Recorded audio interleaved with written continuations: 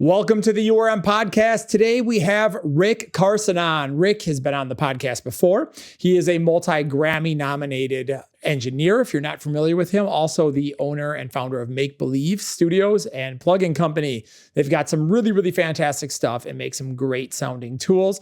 Rick is also probably one of the smartest people in this entire business when it comes to gear and equipment and things like that. He's absolutely brilliant, incredibly talented. So I'm going to jump right into it. We had a really, really excellent conversation with Rick.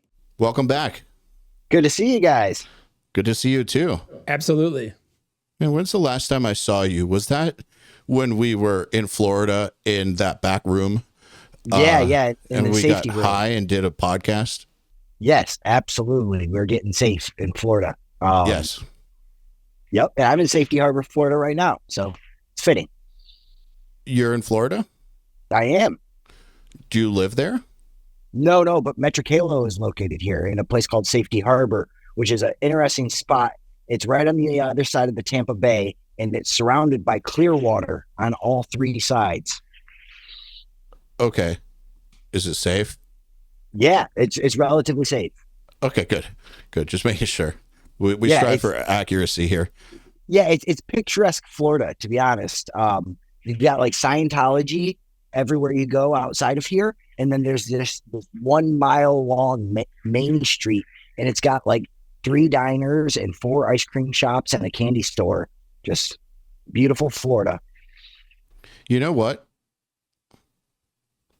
You have the longest podcast we've ever done. That's cool. I still have people hit me up about it saying that they love listening to it. So thank you for doing that with me. Joel, take a guess how long. Because he's been on twice. Take a guess how long. Well, did you ask him about the history of the ADR complex or not?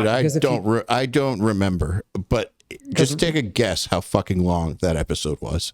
I would say 3 hours and 26 minutes and 4 hours plus. Do I win an award? It was a good afternoon. It was a good episode. Yeah, it was a good episode. Holy shit.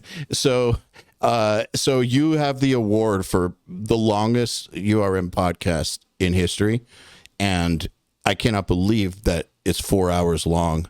But that said, since then, and since the last time we met up, you've been up to a lot, man. You have like, I remember last time I saw you, you were just kind of getting the plugin thing. Kind of. It was like more of a thought than reality.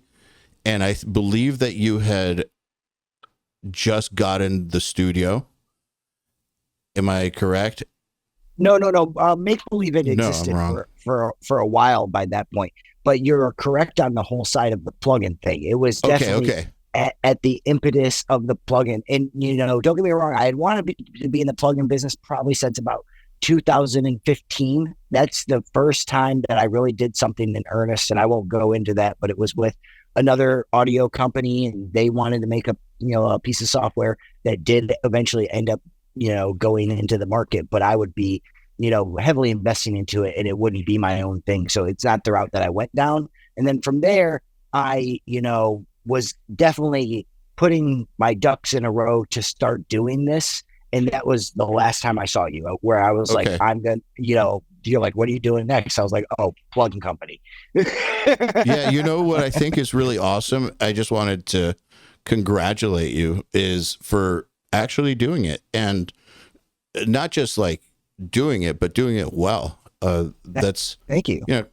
It's one thing to just put stuff out. I mean, that's hard enough, right? Like going from nothing to something is hard enough, but to actually come out with plugins that people actually love and to have actually made it a real thing that's successful in a pretty short amount of time, man. It hasn't been that long. So congratulations for pulling it off. It's awesome to see. Also, thanks, Kevin. Yeah, thank you, Kevin. Thanks, Kevin. It's been wonderful because it's a really fulfilling thing. Not only do I get to work with people that I love to work with and work with things that I love to work with, I get to know gear better than most people could ever imagine. Even people are using this stuff every day. Just by the process of what we're doing, I have to get pretty deep into this stuff. And from there, it really transforms into the ability that, this stuff that I love and appreciate, now there's thousands of people that can love and appreciate it. And all of the music that it gets used on, I mean, that's probably one of the biggest joys out of life right now is, you wake up and you see these things and it's like, oh, Billie Eilish and Taylor Swift are at the top of the charts. And you're just like, that's cool. Like, those guys use our stuff, and it's so interesting to just be, a very, very small part, but still feel like you're contributing to the thing that you love most in the world, which is recorded music. I mean, making the tools that people actually use to create is it's pretty awesome. Hey, everybody. I want to take a quick break from this episode to talk to you about URM Academy. Now, so if you're new here, URM Academy is the best online school for metal and rock producers and musicians. When you join, you get a whole access to a range of content.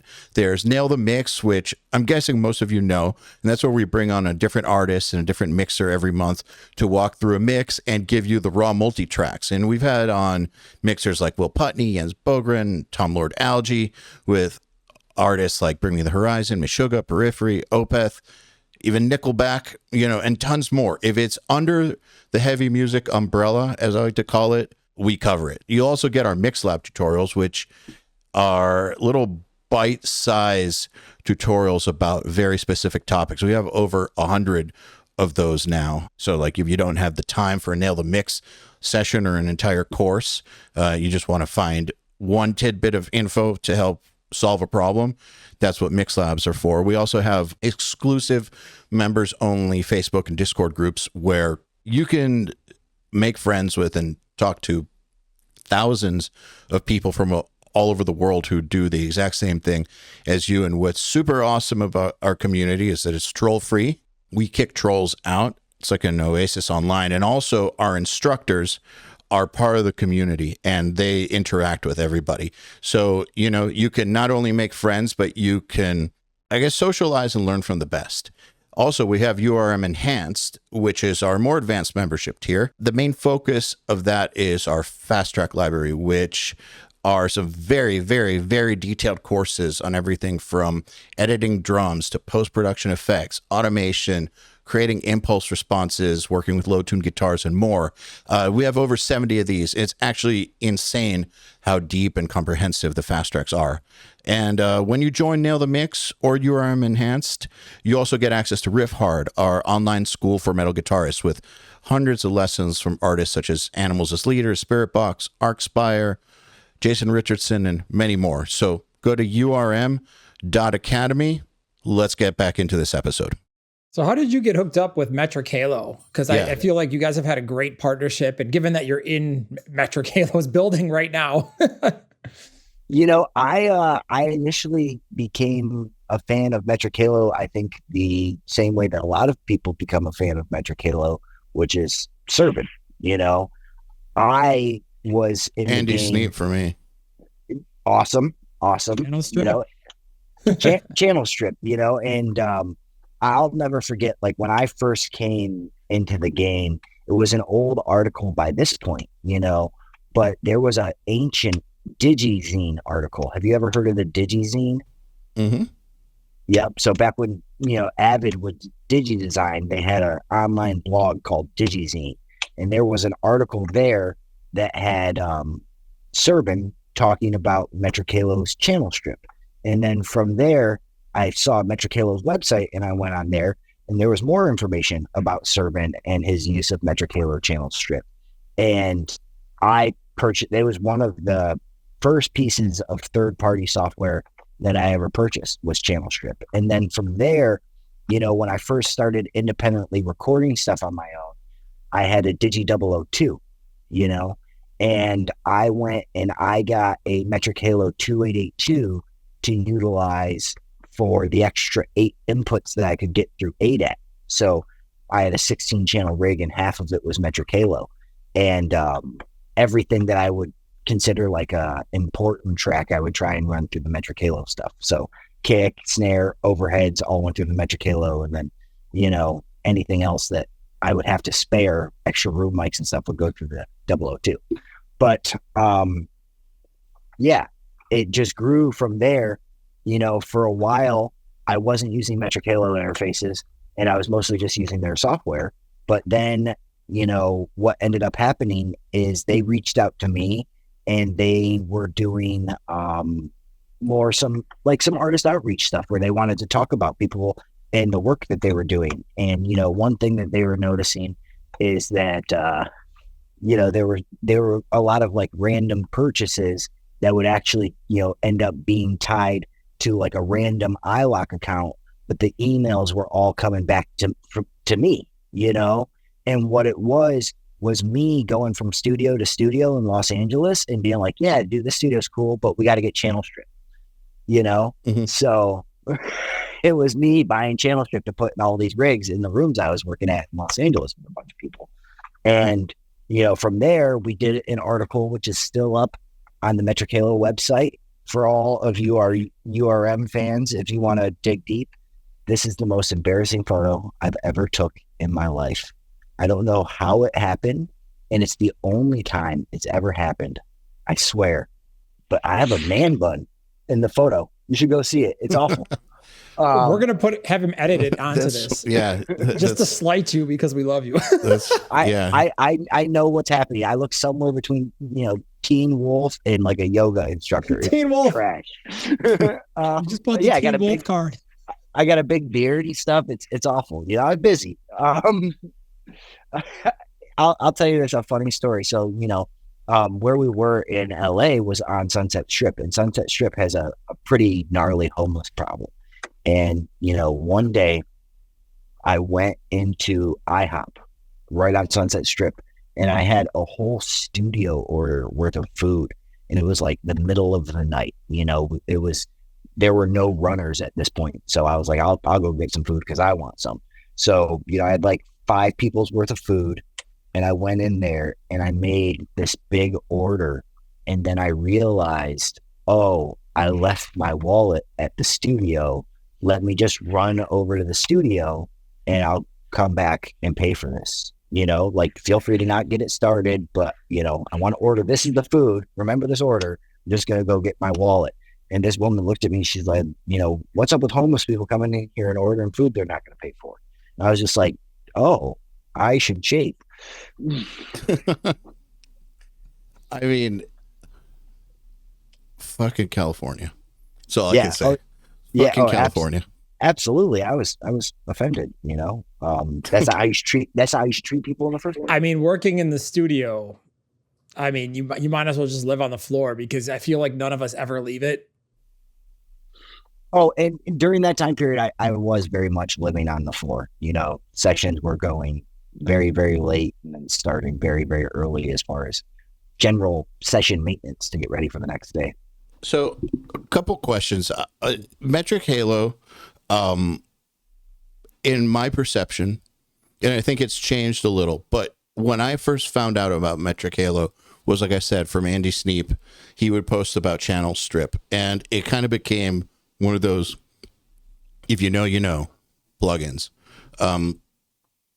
It was not, you know, not like the Waves stuff or something that everyone was using, but for the people who wanted better or something, I'm not knocking Waves or anything, but just like it was, the perception was, you know, if you want like the best channel strip you can buy, it's this one. And it was, and then the people who were really sick at mixing all had it. And it kind of, that kind of just went on through the years. And for a long time, it seemed like that was the only thing people knew was channel strip, and it's awesome. Channel strip, and it's awesome.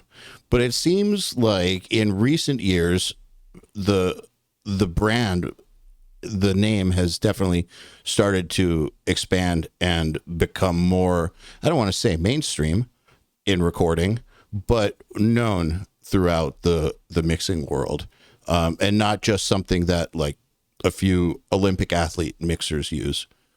Which have you noticed that, or am I just crazy? No, I don't think that you're crazy at all. I've always associated it as, and this is not, to slight anyone, but, I've associated it with professionals. The people who love channel strip, went to bat were people like Sneap and JJP and, Servant, and never talked about anything else besides channel strip, and it's always been one of those things that's been in my world every day, because I decided when I started working heavily back in the day that I was going to get very used to one analog channel strip and one digital channel strip, and, set my mind on the SSL and metric halo channel strip. And, as a creature of habit, I've tried tons of other stuff, but it's not something that I'm willing to give up. I mean, even the equalizer that I designed, MBQ, has, can trace its lineage directly to the channel stripping queue. I'll still use channel stripping queue sometimes, particularly because there's a lot of other fun things to do in channel strip. But it's interesting because, to their own fault, their tools, you need to have care when you're using them. Yes. Any of the metric halo tools that you can utilize or that they make in the production bundle, you can get some really, really great sounds out of them, but they're not, what I would consider something that you can just start with if you've never come in contact with a de-esser before. If you've never seen a de-esser or know the concept of a de-esser, you're going to need to spend some time with the manual to get the most out of these things. And a lot of people nowadays, they're not doing that, So I'll say that when it comes to metric halo tools, one thing that's been great is all of the wonderful artist presets that have been coming out. I think that has really opened up a lot of people's world just to the metric halo side of software, not including the make-believe stuff at all, but seeing, dudes like Austin Coop, who you guys had on here recently, and Bob Horn, and, really great mix engineers, contributing some awesome presets to, Joel has contributed some awesome presets, to these products. And I think that every single one of those goes a step forward towards making it more accessible, because, totally.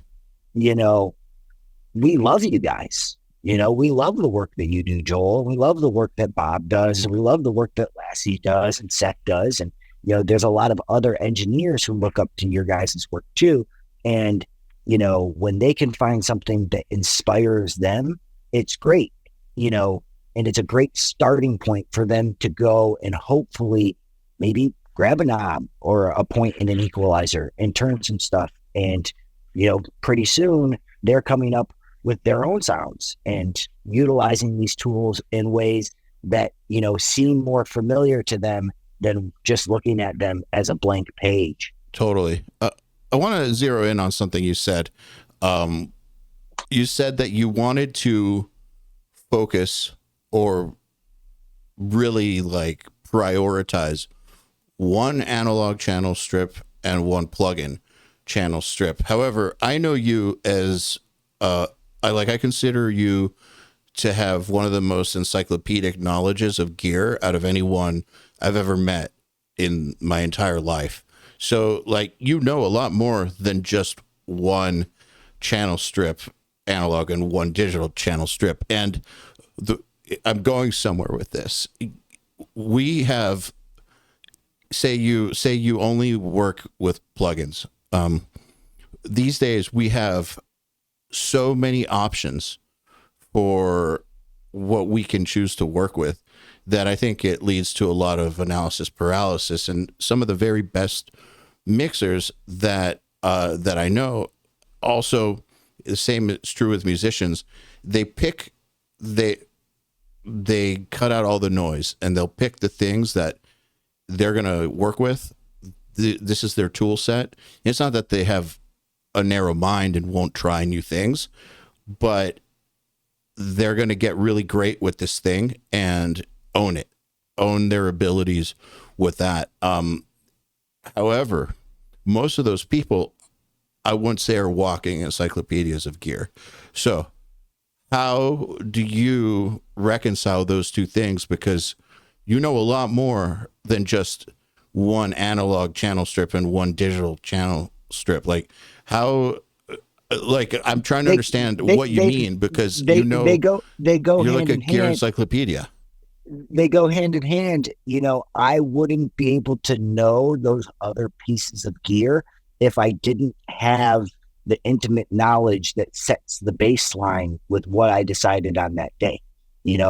I know, that my Paultec is softer and has a bigger bottom end than my SSL equalizer, because I know my SSL equalizer so well. I know that the 220 on a Neve sounds thicker, and you can saturate it in a different way than 220 on the SSL. But I also know that the top end on a Neve can get pretty aggressive pretty fast, and I can push my SSL a little bit further than I can push a Neve at 12K. So these things, and then you throw in things like the Sontec, which is like so incredibly soft and left field compared to these things that are very hard hitting, that, I would only know how soft that was because I know how aggressive something else is. And for me, I think that the SSL and channel strip were perfect, because channel strip gave me a very clean palette to work from. And the SSL is not clean. It's got distortions in ways that are very, very musically pleasing. And sometimes they're so hidden because they become part of the music that you really need to spend years learning what they are and how they're operating. And, I still find cool stuff to do on my desk every single time, as I'm assuming Joel does on his. They're living, breathing machines in that way. And, I wouldn't know exactly how much interaction the XSL actually plays with audio if I didn't know how clean channel strip was.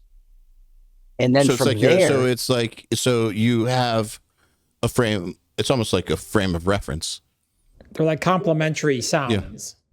Yeah. Exactly. And, it's almost like controls for me in a scientific experiment, That makes a lot of sense.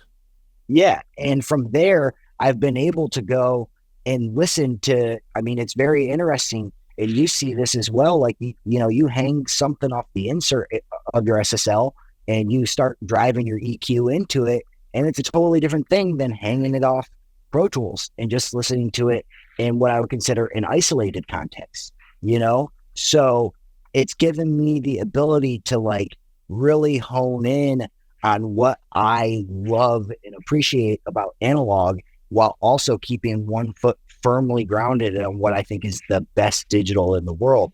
And that has nothing to do with the plugins that we're making now, but everything to do with, how we end up where we are when we're doing that. You said something interesting that I think is worth reaffirming, because sometimes I see this online all the time, right? People come in and they're like, I want to buy, for example, a mic preamp, or I want to buy like my first hardware bus compressor or an EQ or something. And you're running blind, meaning people just say, oh, this is badass, go get it. And then you sit there and you go down some rabbit hole on the internet, as we've all done, watching people do 400 pages of fist fights in the streets on a certain website over, which Neve is the best Neve or whatever, which clone is the best clone of a clone of a clone. And it gets pretty crazy. But one thing that really helped me a lot, and you mentioned this, is thinking about sound in terms of softness and hardness. And the tone of equipment, sometimes if it softens a sound or makes it, harder sounding. Are there any other adjectives you might point somebody getting into it? Absolutely. And I love going down this conversation. And it's a really great one to have, because I got the best analogies for all the kids at URM. Like, I love this shit. Everything is bright and dark. And the best way to think of it is everything is a Les Paul or a Stratocaster. Everything. U47 is a Les Paul. C12 is a Stratocaster. A fucking SSL is a Stratocaster.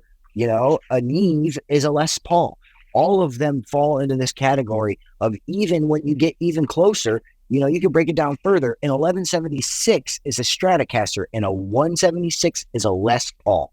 You know, you can go down any of these things and you can start saying what's brighter and what's darker. And even in the same family of things, like if you look at something, you know, a lot of people may know about AKG microphones, and they may know about AKG small diaphragm microphones, and they may know that AKG makes a 451 and they make a 456.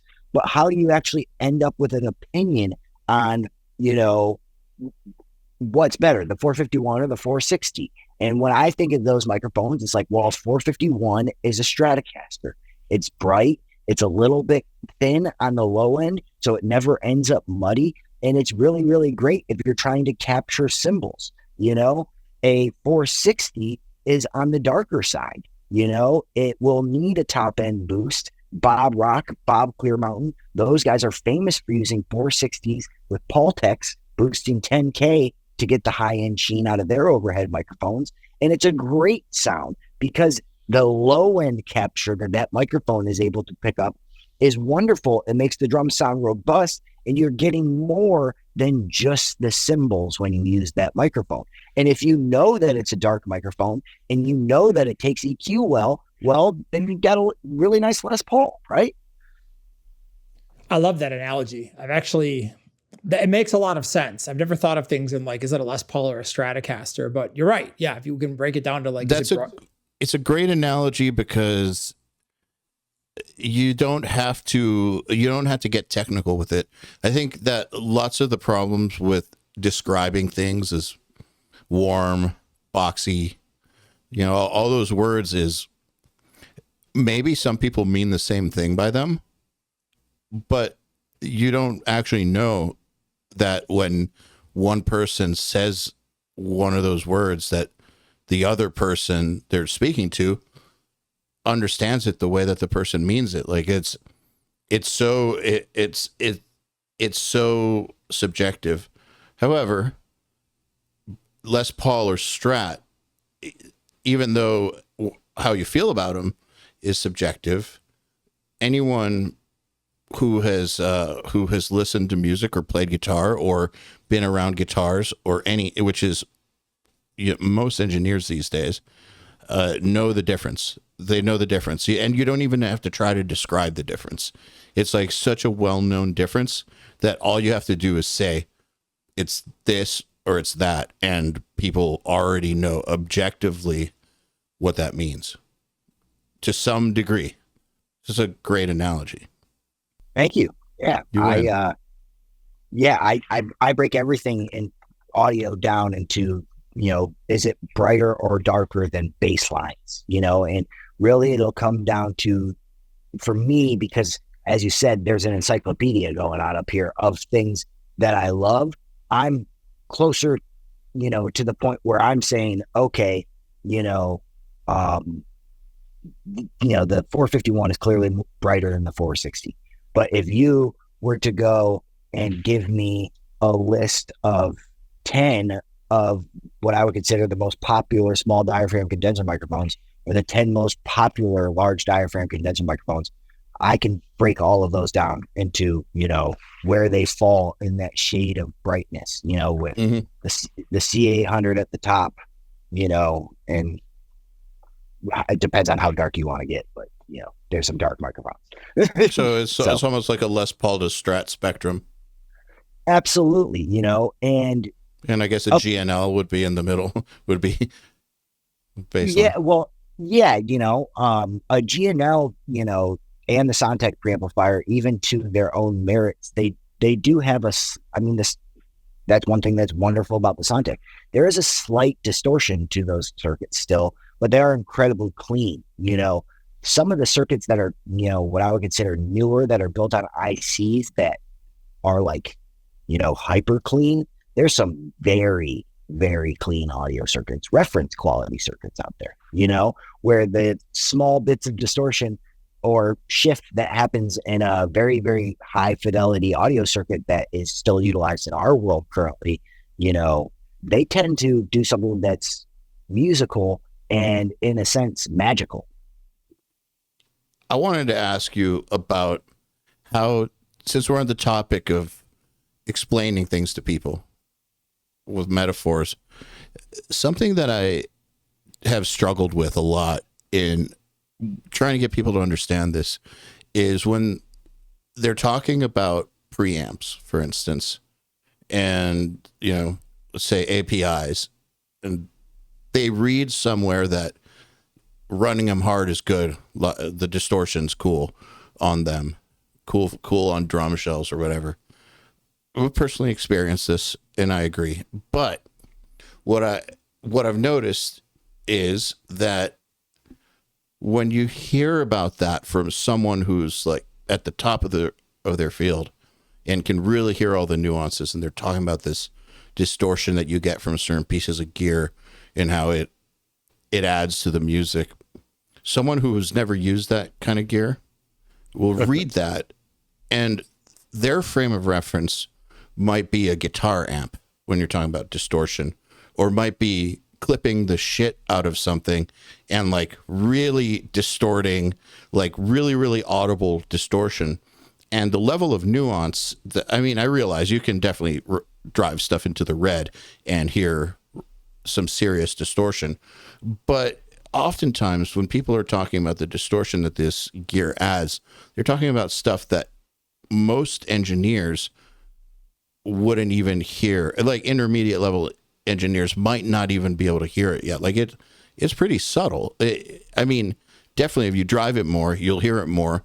But overall, when I've watched some top tier people record drums, where some stuff is through an API, some's through a Neve, and the level of distortion that they're talking about is barely audible to the layperson, and so, or to the intermediate level engineer. And so when they read about this stuff on the internet and they hear about, oh, I got to get this because the distortion is really nice, like the really good harmonics, and it's going to make the drum sound a certain way.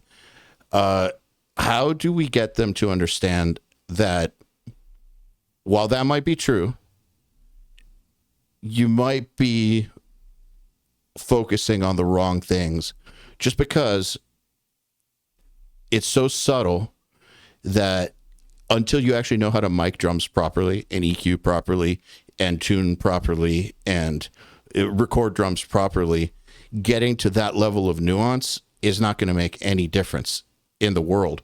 It makes a huge difference once you have all that stuff taken care of, and you're going for that last 2%. Then it really starts to make a massive difference. And I find that a lot of people put the cart before the horse, but they read about these things and they sound so cool when you read about them, that they think, oh, well, that's the answer to getting these drums to sound like Dave Grohl drums on Queens of the Stone Age or something. Like, that's how I'm going to get these crunchy ass drums or something. And in my experience, that's not the answer. My experience, that's those decisions of which preamps you use when, that should come after you already know how to record drums and get good sounds, from the get-go. What do you think? What are your thoughts? Yeah. Am I full of shit, or no? Where are you at with this? Well, what most people need to realize is that, like, a lot of the great audio circuits, they were designed to have as minimal distortion as possible. So when people talk about things like tube circuits and they're like, oh, you got to get tube to really have some vibe. Have you ever used a Paultec? Have you ever used a Universal Audio 610? Like, not, no offense to the John Henson recreations that were done later, but like an original Universal Audio 610 that's ran at its proper voltage. These are high headroom, very crystal clear designs. And the reason why is because everything is fucking backwards, guys. Back then, the medium that we recorded to was dirty. So you wanted everything to be as crystal clear as possible. The U47 and the C800 and all these things that were made originally go to record to a tape machine, because that was in vogue. The C800 was probably at the ass end of that because they were recording to dashes and 3348s, but analog was still the king then. That medium had a sound to it. So you're trying to go to it as clean as possible. Where nowadays, our medium is crystal clear. Mm-hmm. Pro Tools, Logic, a DAW is the ultimate tape machine, outside of the laws of physics of what you could accomplish on an actual tape machine. And now everyone says, well, I want to have vibe. And what it comes down to is that the gear that people designed then was utilizing the tools that they had at the time. They were putting transformers in things because that was the best way to balance a circuit. It didn't have anything to do so much with the fact that it sounded great. They just needed to make sure that their circuit was balanced and what they put in there needed to sound awesome, And it just so happens that great records were made on this stuff and people started to cherish it. And now it's gotten to the point where now there's still great records being made on it because people have decided to pull that stuff forward with them through history. And I think that that's very, very exciting. I think something like what we just did for the NBSI, that's very, very exciting to me because everybody knows about the 1073, but there were, like 40 or 50 number one records made in one room in Miami that had a console that you couldn't find anywhere else in the world. And that console's for sale for $1.5 million. So now for me to be able to go and put my hands on it, spend time with it and bring it to everybody else, I never had access to that before. And now I do. And I think that is so cool to be able to go and say, this is what's special about this piece of gear. And it's all the same stuff. Most classic audio circuits that people love have discrete amplifiers in them. They have transformers in them, or they're, really high quality made transformerless designs that tend to be on the faster side of things, but it's interesting because there's a lot of people nowadays who have gone even to the further side of that, where they're saying, you look at dudes like Mac DeMarco, who's recording with a lot of what you would consider interesting choices for equipment. There's a lot of people who are using Tapco mixers and old Tascam, mixers with the, what are they, the 3488s with the little, 388s with the 8-track tape machine like they did. I know what you're talking about, yeah. Yeah, for the BC Boys back in the day. And they're using these things because they can imprint a sonic signature to their recording that is interesting, And the wild thing to me is that a lot of our favorite pro audio circuits, they live in this area of between, less than 1% and 2% THD, where their total harmonic distortion is a very small part of their signal, but it is a big thing that makes them gratifying and pleasing. And it's so far off from a guitar amplifier where those things are mostly THD, and people hear the word. I posted on my Facebook recently about a story about how when I got my first mixer, I would have to push all the faders up and everything sounded quiet and shitty because I was afraid to turn the gain knob up because gain on a guitar amplifier, which I had at that point, was a crate, GFX, and gain made the guitar amp sound shittier. So I didn't turn it up on my Mackie and everything sounded shitty. And I was playing at a middle school graduation party. I'll never forget it. This girl was graduating from 8th grade. I was in 7th grade and I had my, little 4-channel Mackie Onyx back there. And, this guy came over and pulled the faders down and turned the gain up on the vocals. And I was like, I would never do that. Gain makes shit sound terrible. He's like, no, this is, gain on a mixer is different than gain on a guitar amplifier. And he told me to read the manual. So well, I guess though different, it sounds like, on a mixer or on a preamp, it's more like that distortion is like the seasoning, whereas on a guitar amp, it's the meal. or it's the dish. It is the meat or the Impossible Burger. Whereas, but that's such a profound difference. And that distortion, to be clear, it does make a difference. Like, it makes a hell of a difference, but I think you need to be at a level with your skill to take advantage of that difference. And otherwise, it's almost like a bad investment, or at least a bad investment in time. If your skills and your ear is not yet, and I'm not trying to gatekeep either. People want to get gear, but the benefit that I think they're going to get from it might not be it. They might not get the benefit they're reading about if their skills are not yet at the place to be able to understand and appreciate it. And they'd be better served, in my opinion, working on the core fundamentals and then adding that kind of gear when they're ready for that 2%. However, when is that? When is it that you don't like? It's not like. Oh, I got this. It's subjective, Yeah. Oh, I got this. I also have a tip on how to hear this. Go ahead, Rick. Well, it's not about how to hear it, but I think that his question was going to, when is the time to do that? When is the time to say that? Oh, we should be spending money on that. And how I feel about it is that there's definitely an order of operations to how you should be doing things as far as spending and investing into this stuff.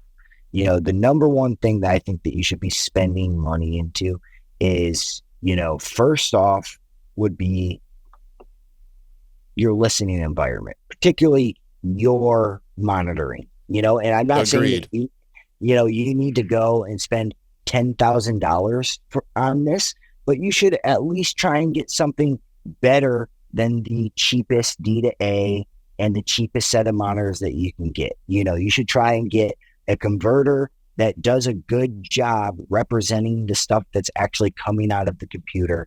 And you should try and get monitors that work well for your space. A lot of people get monitors that are either too big or too small for their spaces. And, I personally believe that getting a set of monitors that you work with is more important than investing all of your money right off the bat into acoustic treatment.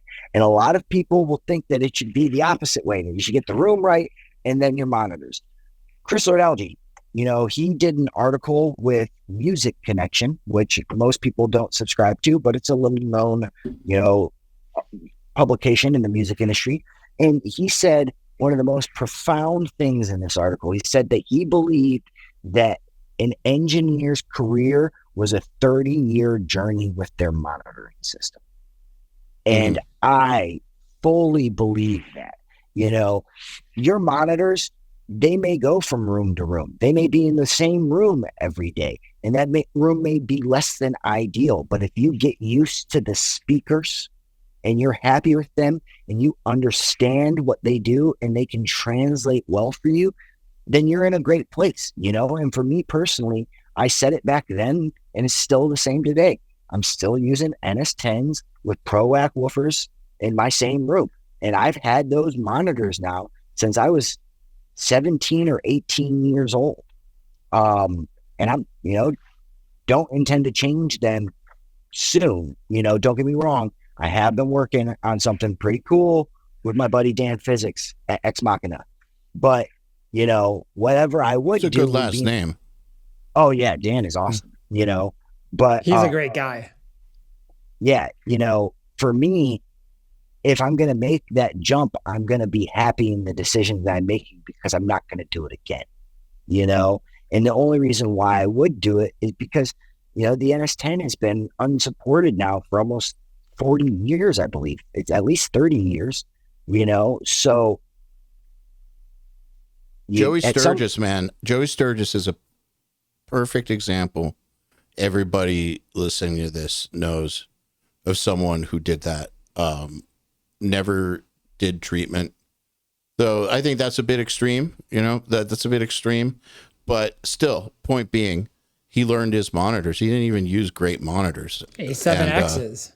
No sub. Those, they're good, but they're not like, we're not talking about $10,000 speakers or something. No, right? but that's a perfect example though. They're not the cheapest things that you could get. No, they're not bad. They're not bad either. But they're not bad. And there's a bunch of great monitors. There's monitors in my life, like the NS10s are my monitors, and NS10s nowadays, they're cheap. One of the cheaper options out there. You can find a pair for like $450.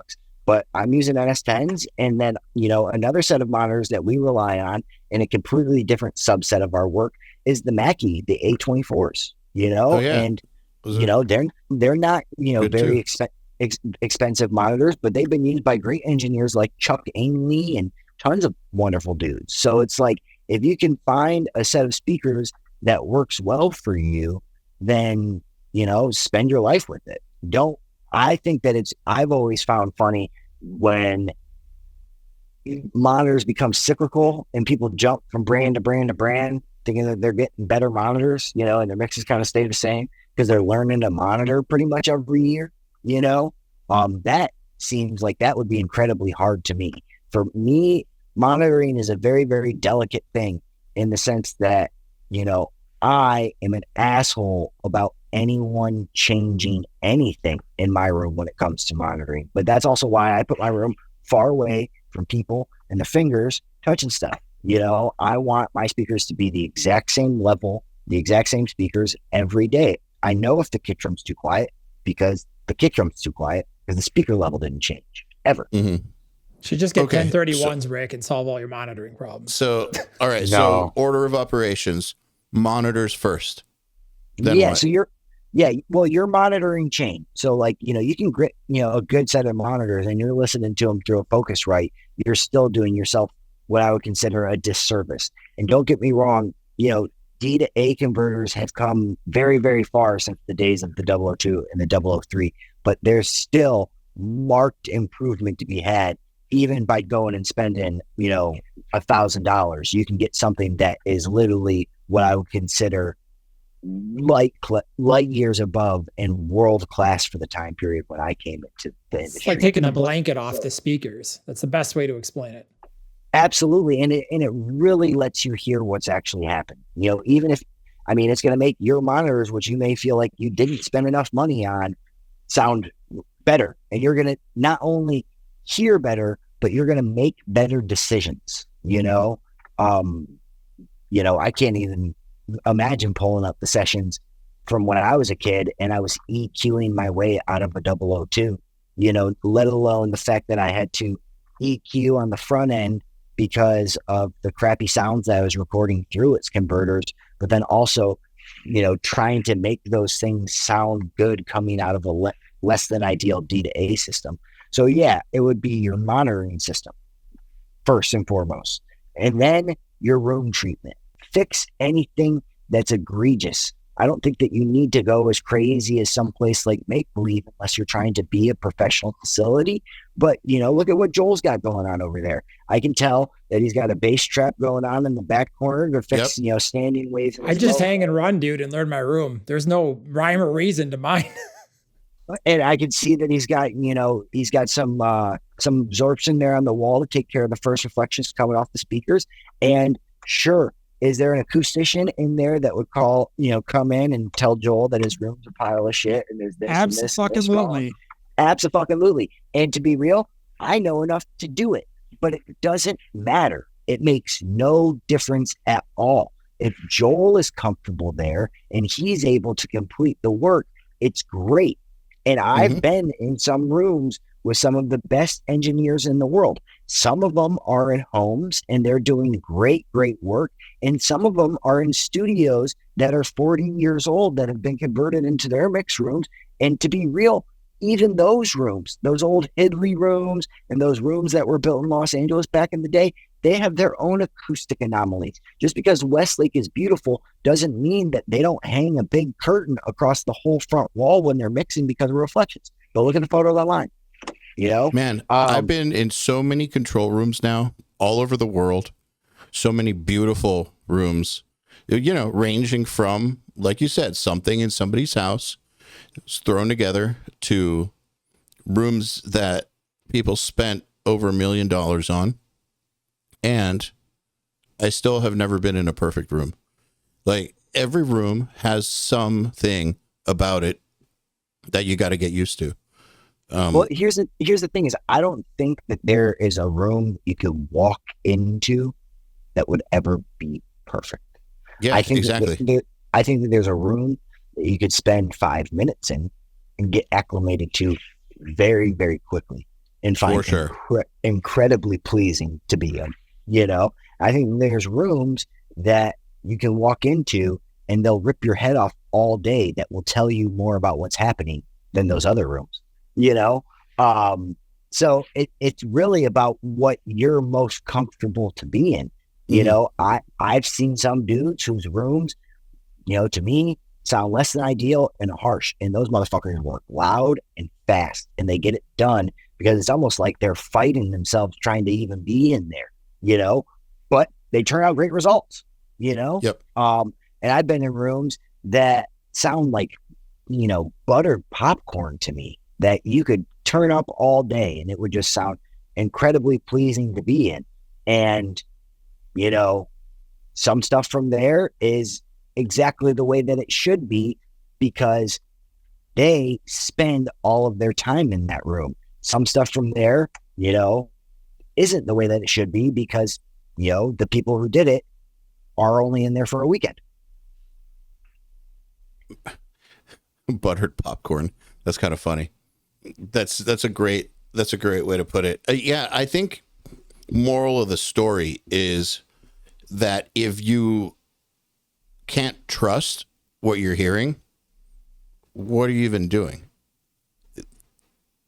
Absolutely. At the end of the day, that's what it comes down to. Is yeah, and Michael, you need a situation where you know what you're hearing.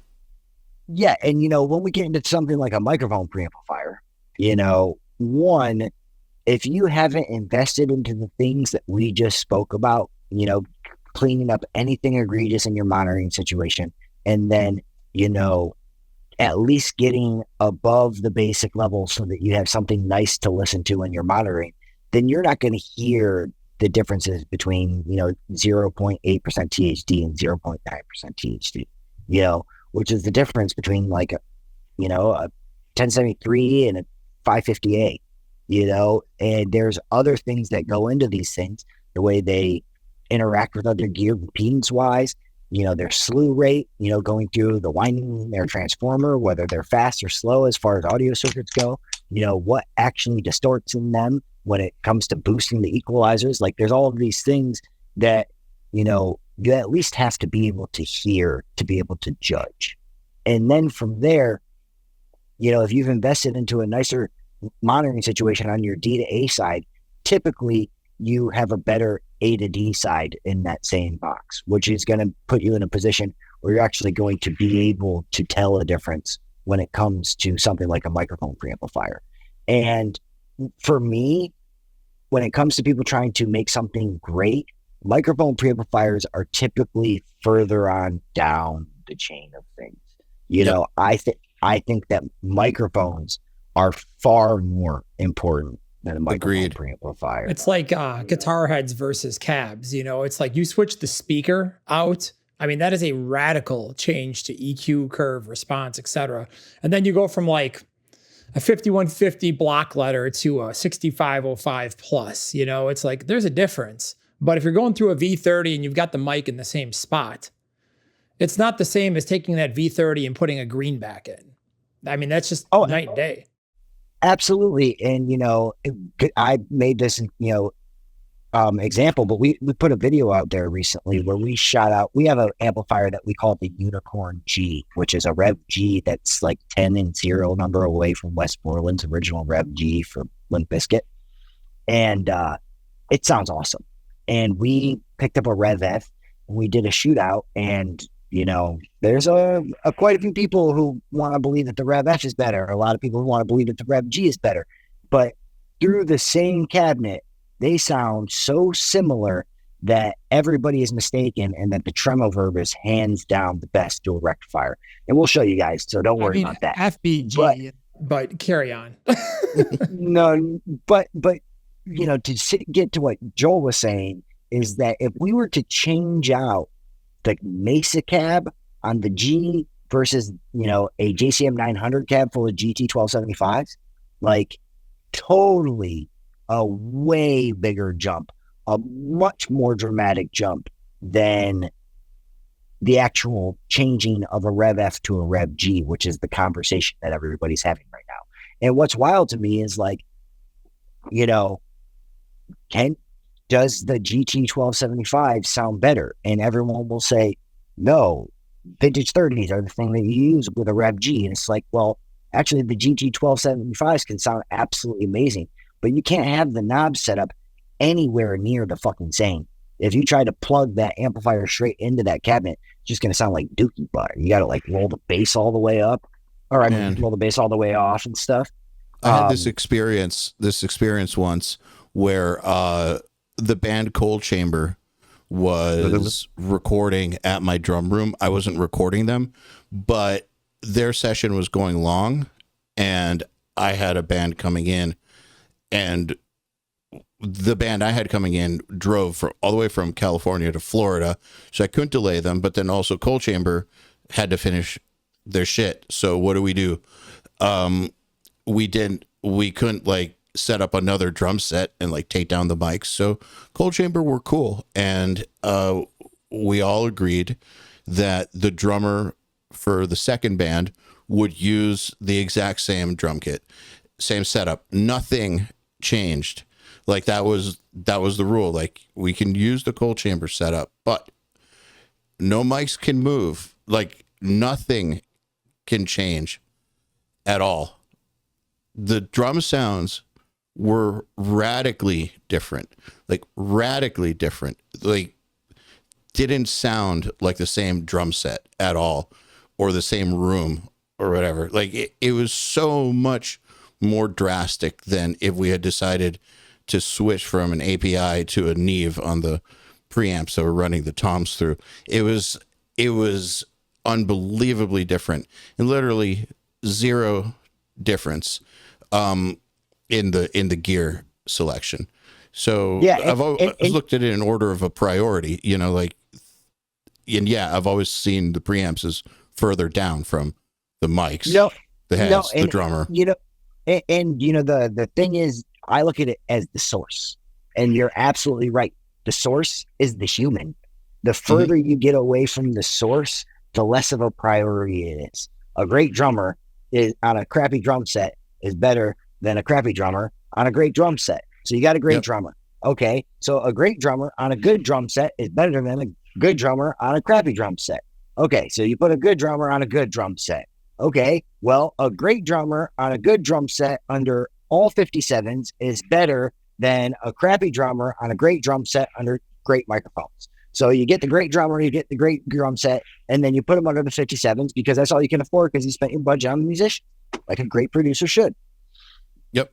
I got a little tip here. So this helped me a lot when I was starting. I remember when I saved up for 6 months to buy a 1073 clone. It was like my first real preamp. And then I saved up another 7 or 8 months and bought a 2-channel API 312 from Brett Averill. And I was so excited. I'm like, oh, this is going to be night and day. And I plugged them in and I'm like, holy shit, this is. So what helped me learn to hear that difference and where I like it or don't like it was recording the same thing, meaning multiple sources, meaning where it accumulates. So like when you're sitting there at home and trying to like figure out like, does my preamp on my interface sound better than this new one I bought? Yes or no? Or where do I like it? Record a bunch of sources, the same song, all things being equal, where it can accumulate over a bunch of different sources. So for example, say you've got quad track guitars, you've got a bass, maybe go and sample a kick drum and a snare drum in the other room, and then maybe do like a pair of cymbals or something, and then, do some vocals, and then repeat the exact same riff, the exact same setup, the exact same everything, but now track everything on the other preamp, and then, get things balanced, and then just listen to the tonal change and how it stacks up. And you might find that you, over time, start learning the sound and the tone of things, and you kind of start memorizing it. And then you're like, oh, this would be good here. This would be good here. I like this here. I think this complements this. So, that helped me a lot when I was starting to engineer, to kind of like figure out what my tastes were, if that makes sense. What do you guys think? No, Oh no, I 100% agree. And that comes back to me in the conversation of light versus dark, and every sound source that I hear, I can hear, pretty much a baseline of where it is in the light versus dark spectrum. And some of these you can just like imagine, like guitars are relatively bright for the most part, unless they're not, but for rock guitars, some people nowadays are trying to go for what I would consider a less bright guitar than they were even like 3 or 4 years ago, and they're trying to make up for that in other ways as far as brightness goes. Something like cymbals, incredibly bright. We know that's bright. And you would think like, okay, well, if cymbals are bright, I'm going to tend to try and go for something dark to even these things out. And I actually go the exact opposite way in my world. For me, I use bright microphones and I use incredibly fast preamplifiers on cymbals. One, I feel like if there's, tons of transformers and stuff in the way, it tends to slow down that sound and make it washier than I want to be. So fast microphone preamplifiers and fast microphones tend to represent that high frequency information in a much more natural and pleasing way to me. And then also, if I record them bright enough at the source with the microphone, then I don't have to go and start blopping on a ton of EQ onto them, which is where you tend to find what I would consider some of the more ugly anomalies that happen in cymbals. All cymbals ring, all cymbals sound like trash can lids. It's just how great of trash can lids can you make them sound?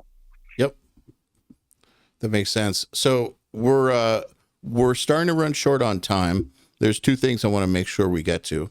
But yeah, of course. So first of all, let's talk about make-believe plugins some, because we didn't really talk about them. What's the latest thing that you're excited about? Oh man, we made this knob.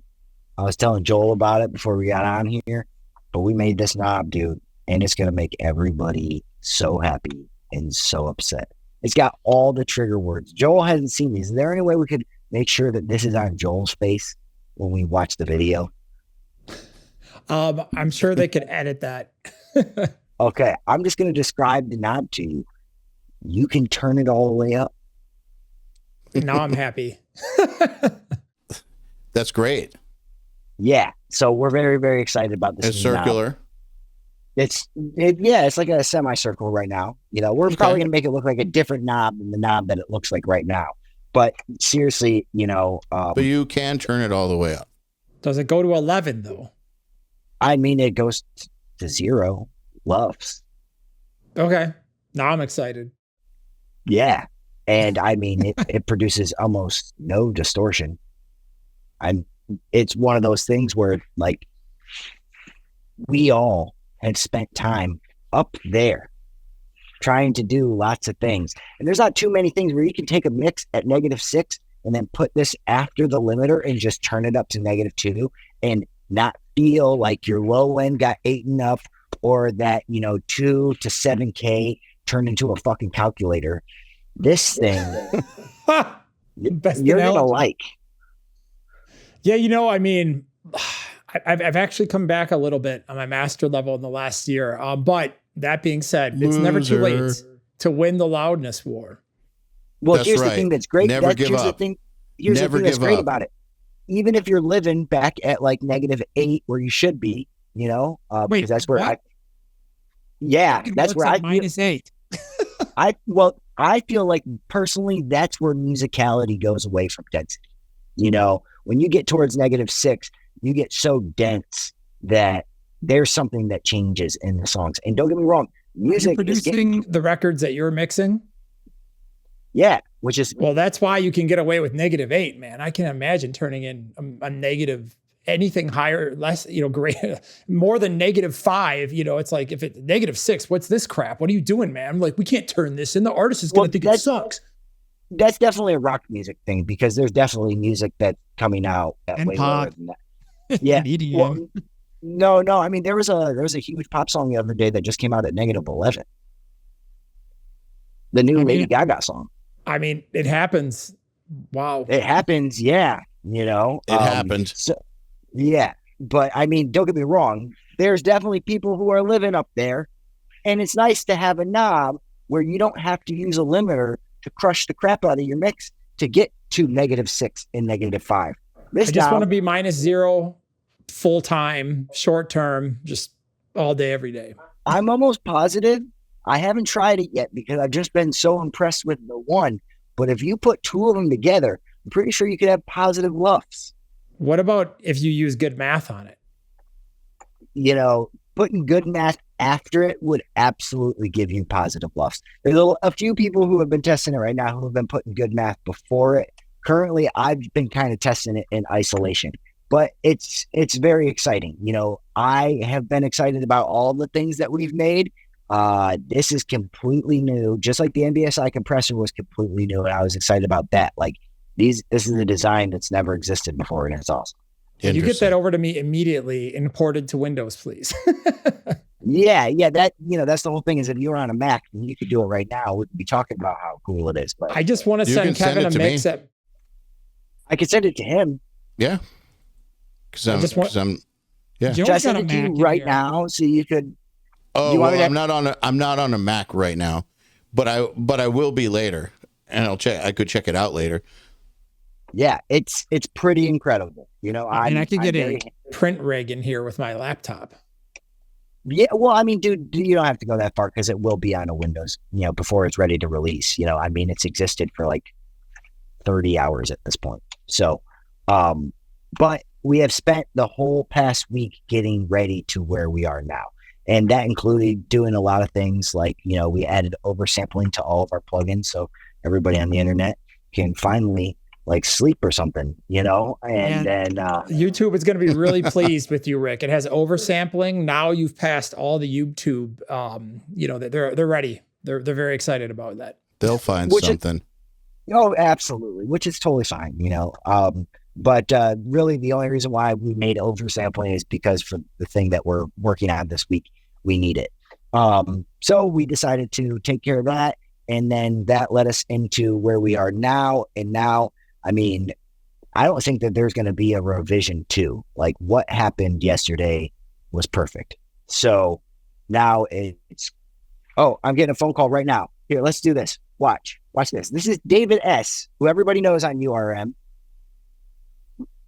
David, hold on. Shh. Hold on.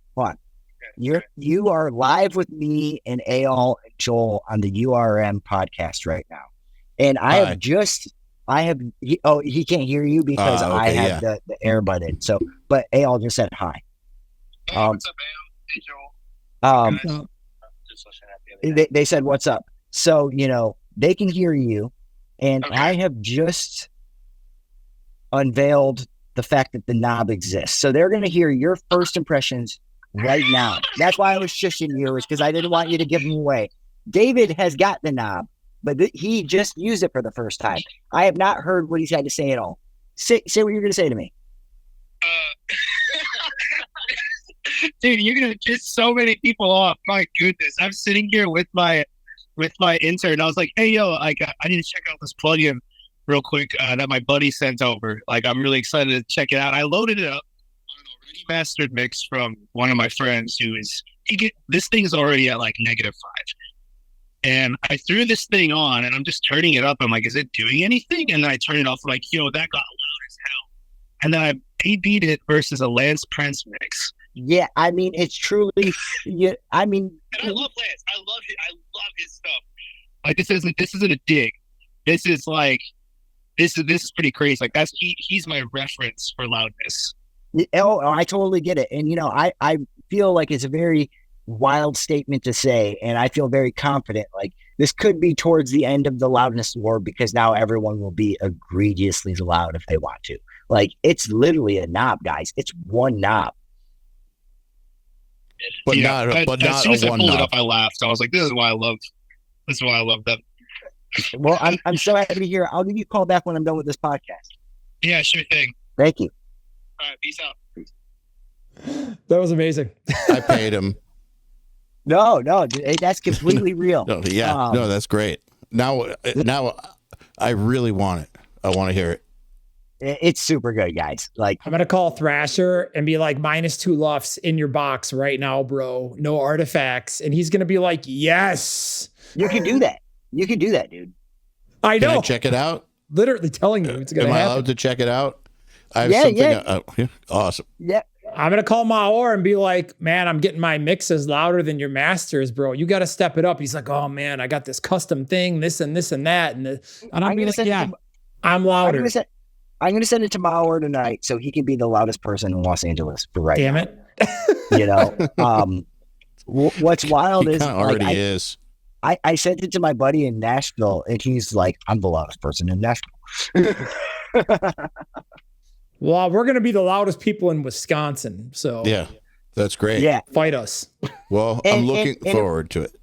Yeah. And it was just completely happenstance. Like, we were going after a certain design goal and just completely, totally far exceeded it. You know, BJ over here at Metric Halo is a genius, in my opinion. And I don't say that lightly. He's very, very intelligent. And, you know, the conversations, you know, that we have, it's one of those things where he can speak to me in the way, you know, you said something that I found profound a long time, EYAL, which is you said that I do a good job of being able to take what's probably a pretty heavy concept when it comes to pro audio and break it down in a way that's relatively easy to understand for most people who may not be like trying to read a whole book about this shit, where I can speak to him about that and he's read the fucking book. You know, he can take what I say and look at it in a way that I think most people can't interpret it, you know, and it just works out really, really well. You know, that relationship is, you know, one that I love very much because the work that we're doing is stuff that I think that, you know, these are the questions about pro audio that have been asked forever. It's like, you know, what's above zero? And, you know, can you make things, you know, -2 without them clipping? You know, can you make an equalizer that sounds just as good in the digital world as in the analog hardware world? And it's like, you know, we've come, in my opinion, you know, and other people may have differing opinions, but probably as far as most people have at this point in history. And I think that some of the work that we have set out to do, you know, on our plate now will hopefully, you know, push bounds even further forward. And that's exciting to me. That is exciting. That's awesome. I am stoked to hear this and also love that mission. All right. Shall we rapid fire? Yeah, let's do it. All right. I'm going to drill you with the hardest questions you've ever gotten in your life. And whatever comes to your mind first, keep them short and concise and get ready because I've been preparing for Make sure you say why. Make sure you, so answer the question, but give your why. Okay, I'm ready. Let's go. I've got it built into a couple of these. All right, Rick, we've been starting this thing at URM in these chats and having fun. What is the full Canadian technique? I can't tell it you. And why is because there's people who are going to be watching this who are not Canadian. To be honest, I am not Canadian and I shouldn't even know. I love it. Okay. If you had to pick one set of room I want to just say, I just have a Canadian dad, which if people don't know, I love you very much, David Bendeth. So there we go. So you can disclose full Canadian. well, no, I mean, I can't disclose full Canadian, but just that I've got a Canadian father now, you know, so I know because, yep. Some tricks will stay behind the gate. Okay. If you had to pick one set of room mics. Ooh, me personally, if I had to pick one set of room mics, SM57s. Okay. Why? Brendan O'Brien. Because they're actually great. You know, they do a really good job of capturing what I would consider a vibey drum room. They're not crystal clear, but when you start adding top end to them, which they need because they're not particularly bright microphones, they're a little bit on the grungier side of microphones for that purpose. So they sound cool, have an interesting vibe, and the cymbals are diffused in them. So they don't sound like you're ripping your head off, and you can actually get away with adding more top end to 57s as room mics than you can with a lot of other room mics.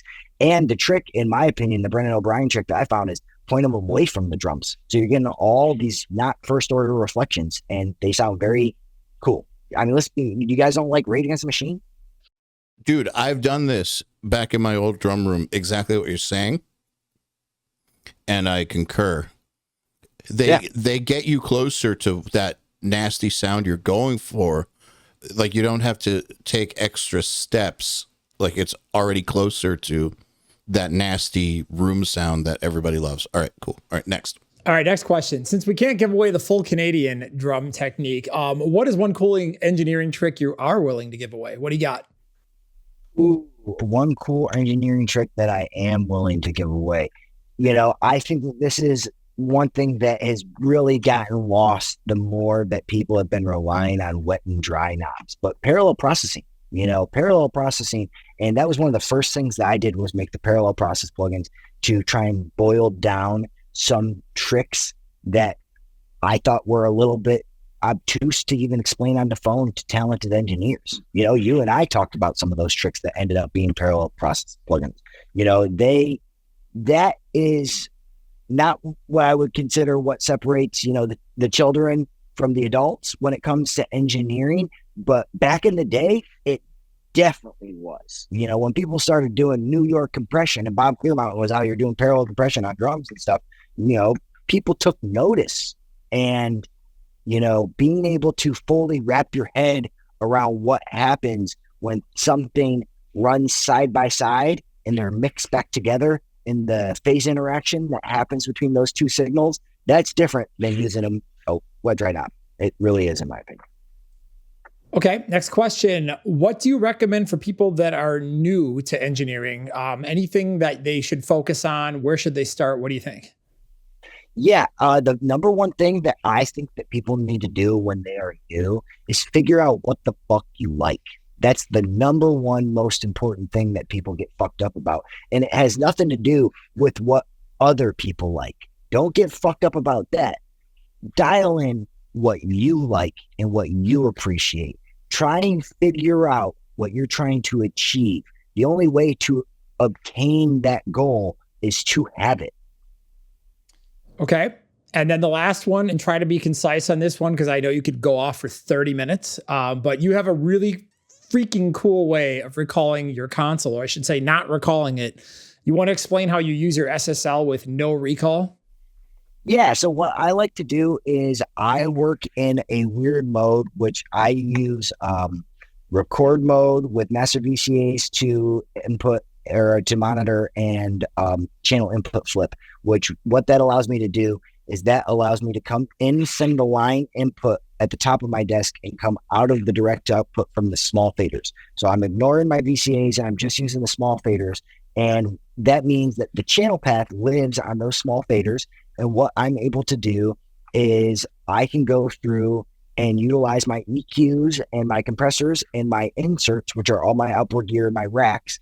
And I insert those from line input to direct output individually, just like I would a standard piece of outboard gear. Like I had a API 550 and a 500 series rack, and I'm going to go out channel 3 from Pro Tools into the 550, back into Pro Tools. For my SSL, particularly, that's actually channel 17 is where my 550 is.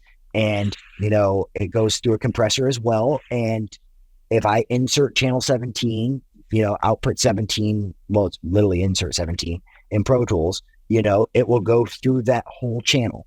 But I can do that through the whole desk. So when I get a mix, I start with the 24 basic tracks that make up the majority of the mix, primarily the drums, the bass, and then, main rhythm guitars and typically the lead vocals, and I'll go in and I can mix the song on my console. So I can go and get balances. I can change the EQs. I can change my outboard gear. I'm not stuck to leaving it in a static position, which is how a lot of people use consoles nowadays, where they don't change anything and they use it more like a big summing mixer or a summing mixer with equalizers on the channels. I can mix the song, I can get new balances, and then I commit all of those straight back into Pro Tools as individual files. So they get instantly committed, the desk goes away, and then the whole stereo bus from pre-VCA into post-VCA out, the whole stereo bus of the SSL is inserted just like an outboard SSL bus compressor would be across the mix in Pro Tools. So technically, I'm doing summing inside of Pro Tools, but I'm summing through the same thing that my mix would be summed through either way. And I've already committed all of the SSL channels. So if I ever need to recall a mix, the only thing that I ever have to recall is one of two things, which is the engage button on the SSL bus compressor, and then whether my release time was on auto or 0.1. Besides that, nothing ever changes. So, it's become very, very easy. And after years of owning the SSL, like I was a guy who started with the SSL on the computer and was saving to the computer, and then from there, I decided to get rid of my computer, and I was doing paper recalls for things that I thought were truly important. And that was a pain in the ass. And then I got to the point where, my SSL was, like a lot of people were, was pretty static, and I was doing a little bit of high end here and a little bit of low end there at places that I liked on kick and snare and stuff, and then using it, pretty much open ended. And at that point, I was inserting my outboard gear into Pro Tools so I could print it and then just sum through the desk. And then I got to the point where I was like, I really want to actually like mix on the console. I want to use my faders. I want to use my gear. I just never want to recall this thing. And that's where I'm at now. If someone calls me and they're like, hey man, we love that mix, turn the hi-hat up a dB, which, hopefully never happens. That's nightmare shit. But if that happens, I literally pull back up the session, turn on the bus compressor, yep, and then turn up the hi-hat a dB and move on with my life. Brilliant. Well, Rick, amazing. Thank you. It's been a pleasure having you on again. Thank you so much. Catching up.